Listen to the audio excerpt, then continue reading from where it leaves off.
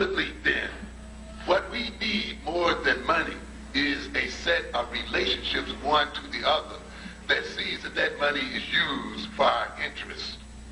As I said earlier, there were economic systems before there was money, because it is the nature that people choose, the nature of relations people choose. And we must understand that we have to work on changing the nature of our relationship one to the other first. When we talk about the maladjustment of the personality, the lack of trust so many of us have in each other, the lack of faith that so many of us have, the lack of importance that we place between ourselves as people, you must recognize that those things have been instituted in us by a system that wants to take us out of economic competition.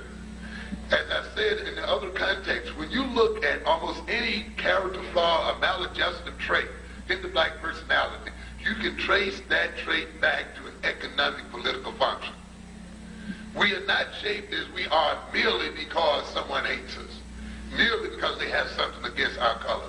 We are shaped, and the kind of personality traits are created in us so that we will not be competitive against other people, and we essentially can play the role that we've been designed to play in this culture, and that is one of consumption. And consumption based on compensating for inferiority complexes. And having an inferiority complex is the major motive behind black consumption. And you can believe then that any people who make money out of our feeling inferior are not about to remove that feeling from our personality. That's right. And it's that same feeling, while it supports the economics of other people, stands in the way of our own economic development. And consequently then, we have to engage in some form of sociotherapy so that the relationship between ourselves may change. We have a history in America, in the African society, of raising, dealing with money. I was hearing the other day about the Nicaraguans in Miami, who are becoming economically organized. And of course you're familiar with the Cuban organization in Miami. And you're familiar with blacks who've been down there hundreds of years and they've yet to be organized and yet complain. What is the problem? A lack of systematic relationships one to the other as people. The Africans had what we call the Susu or Isusu, which we see operating even within the Caribbean community, that somehow was lost in the black community. It's a type of revolving credit system that must be revived in the black community as the base for creating our own system. These banks are not our banks. I don't care even if you talk about Freedom National. They're not our banks. Those are institutions created by other people for other people.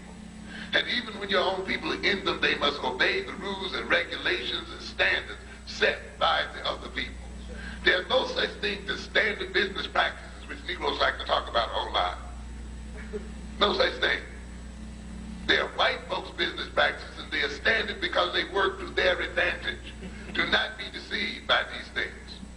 We need, as a people, our own system of financing, our own banking system. As such, it's the only way you're going to move up. When you study the history of other people, you will see that this is what happens. When you go to a white bank, they give you this whole handful of forms, and right away you can see you're in trouble. Give me your last 3 years of your income tax statements, you know, and your corporation papers, and this one and that one and so forth. Yet you read, if you read the New York Times closely, how two brothers, two white guys who were brothers, got in debt to the tune of something like $250 million. How?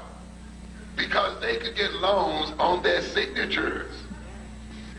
They didn't fill out forms and all that other stuff. They'd walk into a bank and the bank, oh, how you doing, Mr. So-and-so? The banks were flattered to give them money. They had rooked those banks out of $250 million before they caught on. But when you go in there, what is it? Form after form, and this after that, and you call that what? Standard business practice. Not the people who are inside. That's right. Not for the people who created the system. You'd be surprised at the informality that takes place in the use and movement of money. That's right. That's right. You see?